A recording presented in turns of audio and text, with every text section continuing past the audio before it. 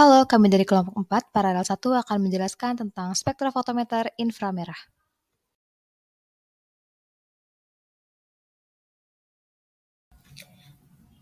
Inframerah berada pada panjang gelombang 0,78 sampai 1000 mikrometer min 1, atau dapat dibuat jadi bilangan gelombang yaitu 12.800 sampai 10 cm min 1.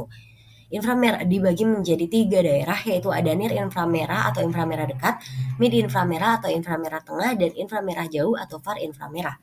Masing-masing dibedakan pada energi, bilangan gelombang, dan panjang gelombang. Energi terbesar dimiliki oleh inframerah dekat, sedangkan terendah yaitu inframerah jauh. Inframerah dekat, di mana pengukurannya menggunakan spektrofotometer, yang mana aplikasinya untuk analisis kuantitatif pada produk-produk industri dan pertanian. Sedangkan inframerah tengah yaitu tipe transformasi Fourier yang banyak digunakan analisis kualitatif gugus fungsi senyawa organik dan analisis kuantitatif dalam contoh yang kompleks. Dan inframerah jauh yaitu jarang dipakai, tapi karena adanya transformasi Fourier mulai digunakan pada kimiawan.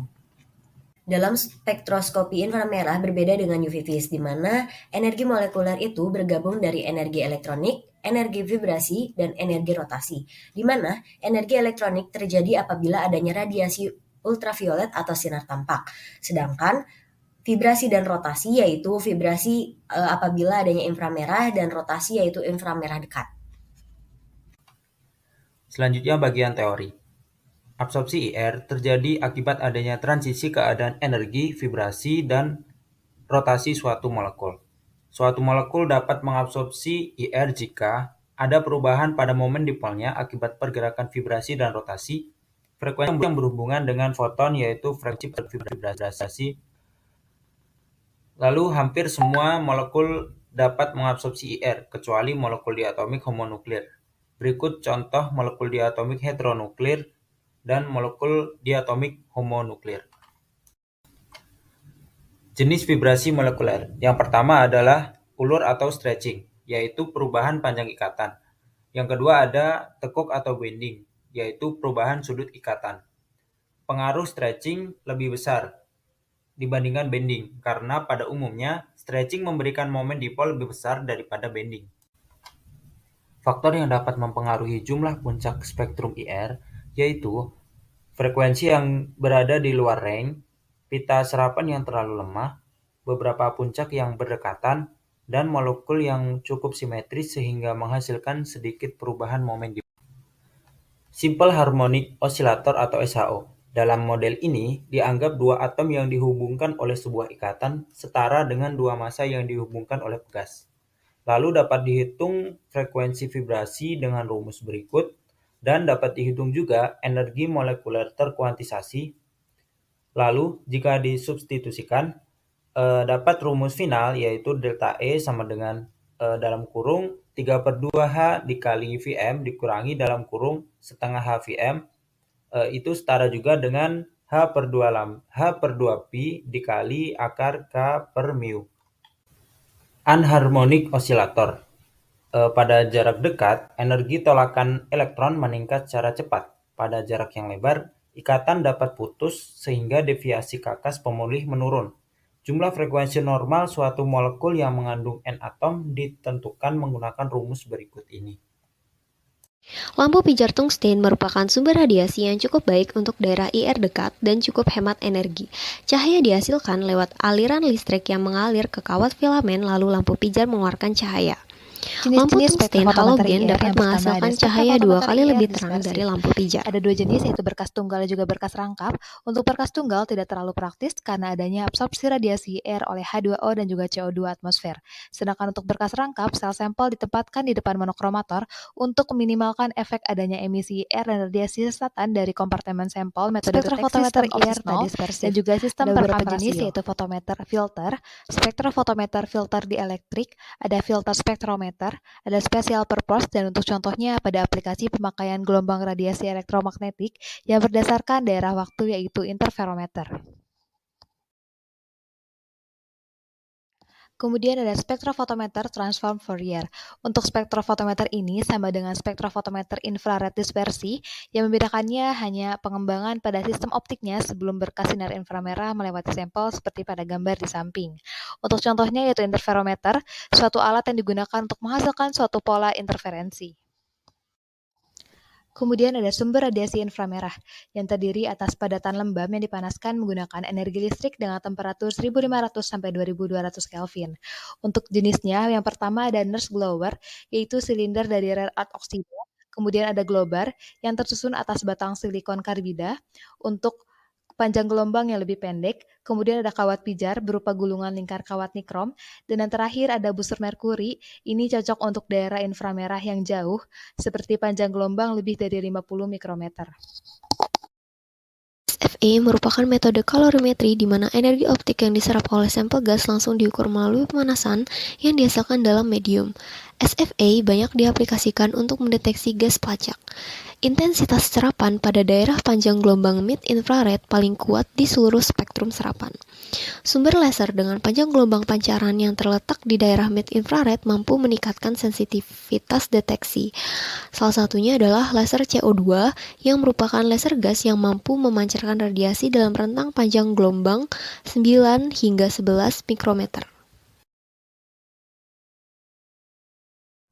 Detektor piroelektrik terbuat dari kristal tunggal barium titanat. Waktu respon cepat pada FTIR, absorpsi radiasi IR-nya terjadi perubahan muatan pada kristal dan perubahan suhu. Detektor fotokonduktif tersusun atas lapisan tipis material semikonduktor. Foton yang diteruskan akan berinteraksi dengan semikonduktor menghasilkan elektron dan holes. PBSIR 1-3 mikrometer memberikan respon yang baik dibandingkan detektor fotovoltaik dan banyak digunakan pada detektor diffus PN junction kristal tunggal lon SB pada suhu nitrogen cairan sampai 5,5 mikrometer. Detektor termal kapasitas kalor penyerap kecil, suhu dibatasi perubahannya dalam jumlah kecil. Bolometer terdiri dari 2 pita tipis logam. Tahanannya dapat berubah-ubah, suhunya berubah-ubah. Thermocouple, 2 logam yang tak sama melebur dan terjadi perbedaan potensial pada suhu yang berbeda. Interferometer. Interferometer adalah suatu alat yang ditemukan oleh Michelson tahun 1887 yang digunakan untuk menghasilkan suatu pola interferensi.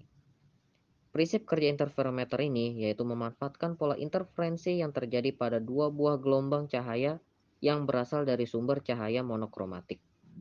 Mekanisme dari alat interferometer Michelson. Radiasi dari laser difokuskan pada pembelah berkas atau beam splitter yang akan mentransmisikan setengah dari radiasi ke cermin tetap atau cermin 2 dan memantulkan sebagian yang lain ke cermin bergerak atau cermin 1. Radiasi kemudian bergabung kembali pada pembelah berkas dengan interferensi konstruktif dan destruktif menentukan untuk setiap panjang gelombang intensitas sinar yang akan ke detektornya.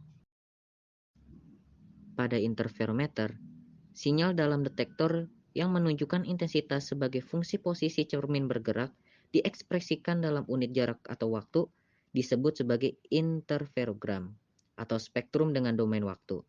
Spektrum dengan domain waktu ini kemudian dikonversi dengan persamaan matematika yang dikenal sebagai transformasi Fourier menjadi spektrum yang normal atau disebut spektrum domain frekuensi dengan intensitas sebagai fungsi energi radiasi.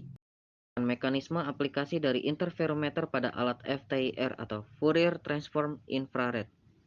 Sumber energi alat FTIR adalah menggunakan lampu inframerah.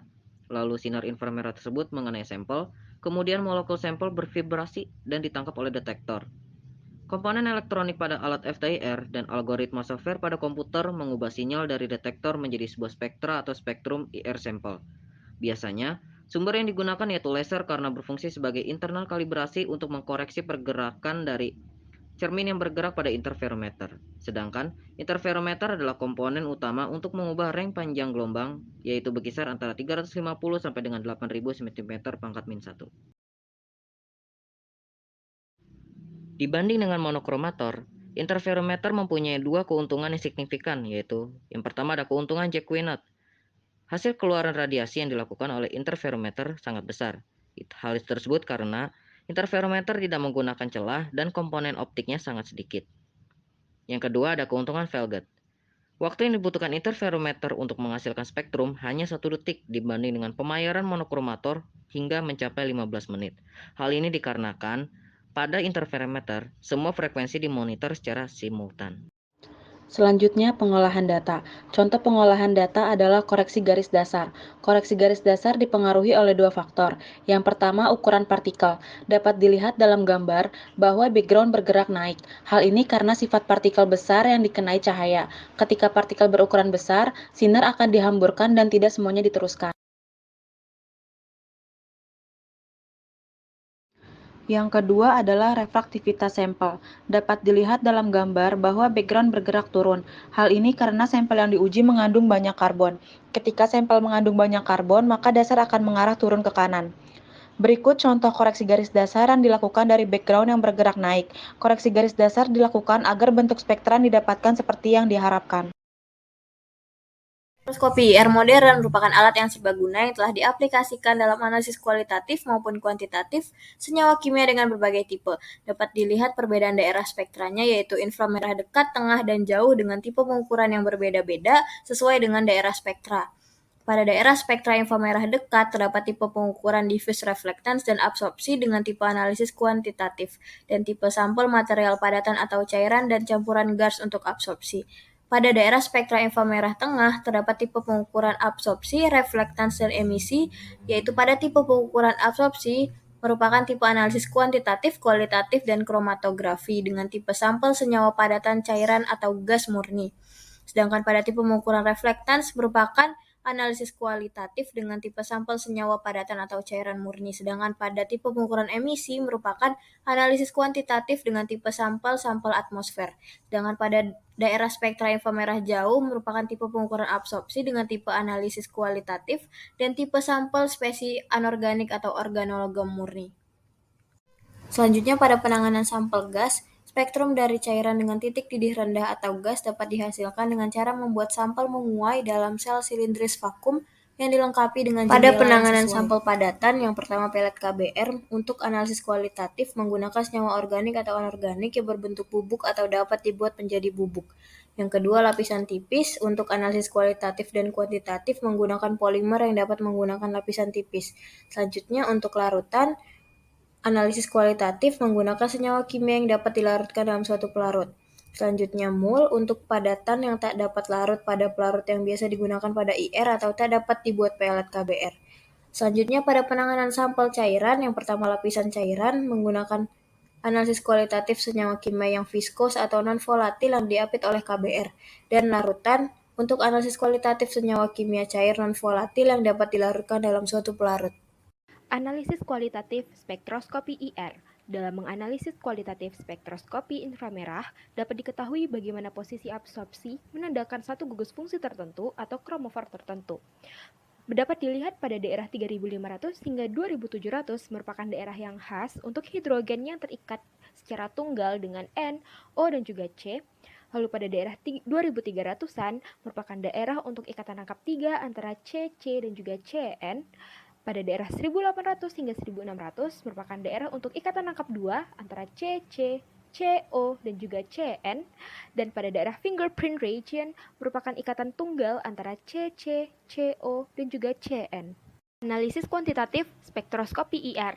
Data kuantitatif IR lebih sulit untuk didapatkan daripada UV-Vis. Hal ini dikarenakan yang pertama, deviasi dari persamaan BIR. Adanya pita yang sempit dan celah yang lebar akan menyebabkan terjadinya error yang besar, sehingga jika akan digunakan diperlukan sumber kalibrasi. Yang kedua, spektrum kompleks, yaitu dengan cara memilih dan juga menentukan pita yang akan digunakan sebagai nilai transmitans ataupun absorban untuk digunakan secara kuantitatif. Yang ketiga, sinyal lebih lemah. Hal ini dikarenakan tidak adanya celah dan energinya juga lebih lemah dibandingkan dengan UV-Vis. Dan yang terakhir, kurangnya sel referensi, sehingga harus mengoreksi dari sumber ataupun serapan. Untuk digunakan, perlu menormalkan refleksi dengan cara mengambil referensi dan juga sampel pada sel yang sama. Nah, pada gambar di sebelah kanan merupakan metode baseline yang merupakan bentuk transmittance. Baseline dilakukan untuk menormalisasi agar nilai transmittansnya dapat diperoleh. Demikianlah materi spektroskopi inframerah ini kami sampaikan. Wassalamualaikum warahmatullahi wabarakatuh.